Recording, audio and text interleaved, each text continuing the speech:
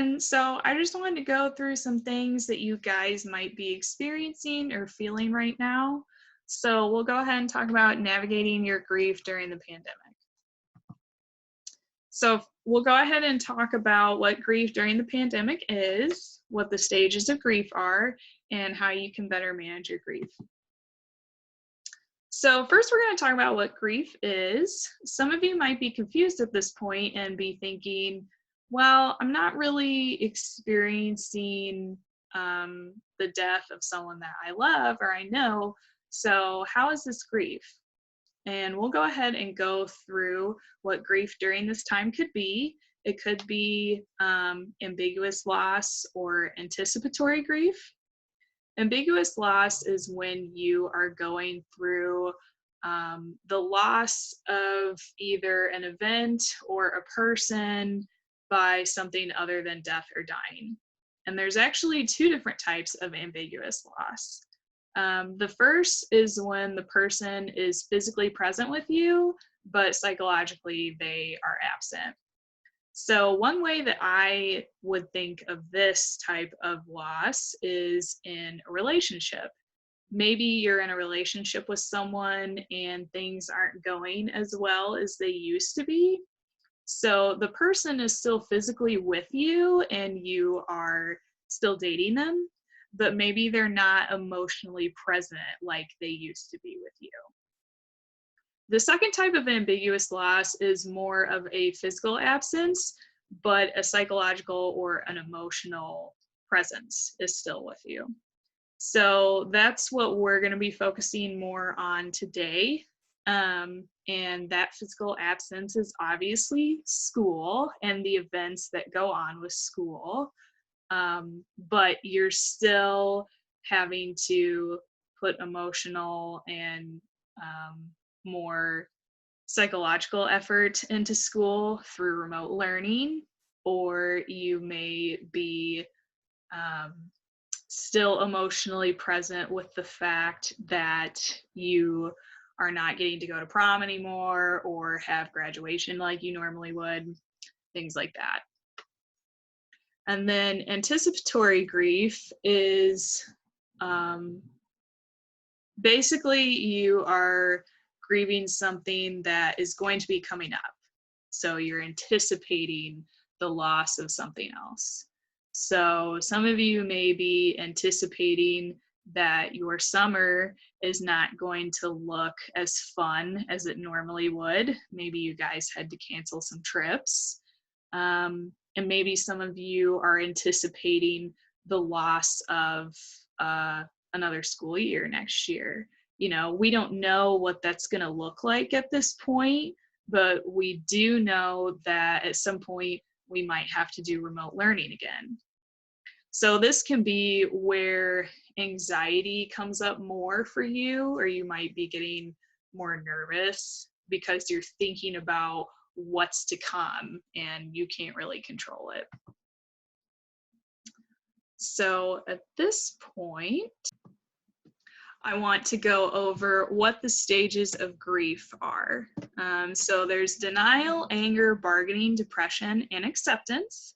And I really wanted to point out the fact that the stages of grief are not linear, which means that they don't go in order all the time.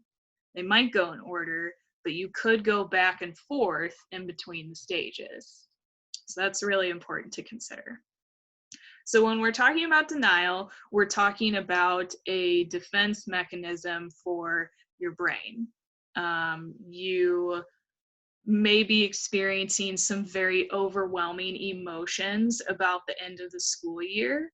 And so this is how your brain is trying to rationalize or sort of protect yourself from the initial shock of what's going on with the school year right now. The next stage is anger.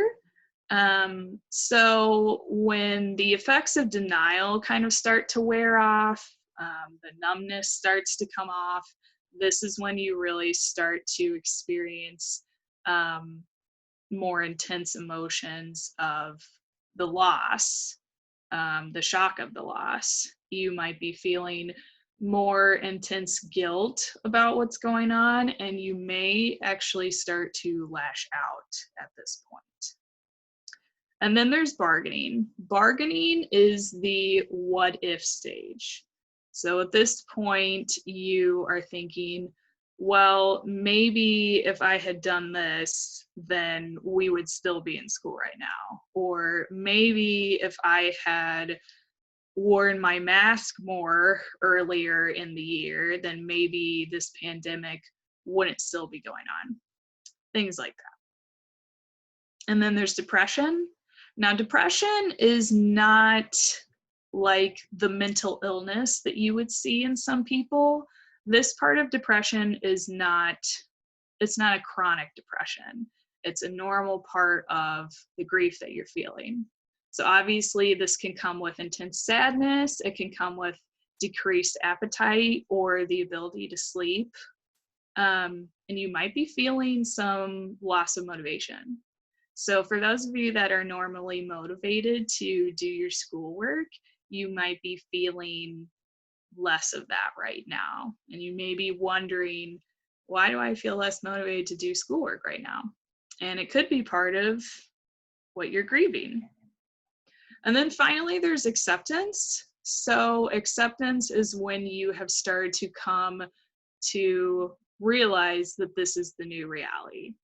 It does not necessarily mean that you are okay with what's going on. It just means that you know this is reality and I can't change it. So some of you may be realizing, I'm not going to get to go to prom like I thought I would. And I'm not okay with that, but I realize that that is the reality of the situation. So with all of that being said, I wanted to give you guys some different ways to manage your grief. So one, I think it would be good for you guys to start out putting a name to what you're feeling. So maybe you guys are starting to feel more sad about what's happening. Some of you might be still really angry about what's going on and the fact that maybe your sports tournaments got canceled this year, or the fact that we don't really get to have a normal NHS initiation ceremony. So some ways that you can put your name to your feelings is by journaling. Some of you like to write, or maybe you like to blog, or even do a vlog, like a video blog. Some of you are more artistic or musical, and so you might draw or paint a picture to express how you feel, or maybe even listen to some music that sort of validates what you're feeling. Another way to manage your grief is to focus on the present. So obviously we can't change what has already happened, and it's hard to know what's going to happen in the future. And so this is a time that we need to focus on today. What am I doing right now? This is also a good time to sort of ground yourself. If you are feeling more overwhelmed or more anxious about what's happening right now, this would be a good time to practice some grounding techniques. And a lot of the times, grounding techniques focus on your senses. So maybe you can look around the room and name 5 things in the room, or notice what colors that you see. What is something that you can hear right now? Things like that. And then it's also really important to practice deep breathing if you're starting to feel this way, because naturally when you're deep breathing, you are signaling to your body that this is a time to calm down. It's also really important to realize that it's good to let go of what you can't control. And that I know that that can be really difficult for some of you guys, and you might want to just focus on what's happening You know, you might see other people that are not practicing social distancing or good hygiene, and that may be frustrating for you, but it's good to focus on what you can do. So I can wash my hands thoroughly. I can wear my mask when I go out in public, things like that. And then finally, it's really good to stock up on compassion during this time. So everyone is experiencing some sort of overwhelming feeling right now. This is something that we've never been through. And so, you know, maybe you're cooking dinner with your mom and she sort of lashes out at you or starts to get snippy. And it's normal to kind of question what that is. And it's also good to realize that everyone is experiencing fear and anxiety differently. And so maybe this is your mom showing you that she's feeling a little more anxious than she normally would be. Um, so if you guys are interested, this is my references. And I just wanted to let you know that if you need anything, you can always email me or Mrs. Hart. We're here to talk to you, and we really care about you guys. And really quick, I wanted to tell the seniors that I'm really sorry that all of this is happening.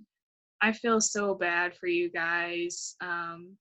It just really sucks, and I hate that you guys don't get the milestones that you would normally experience.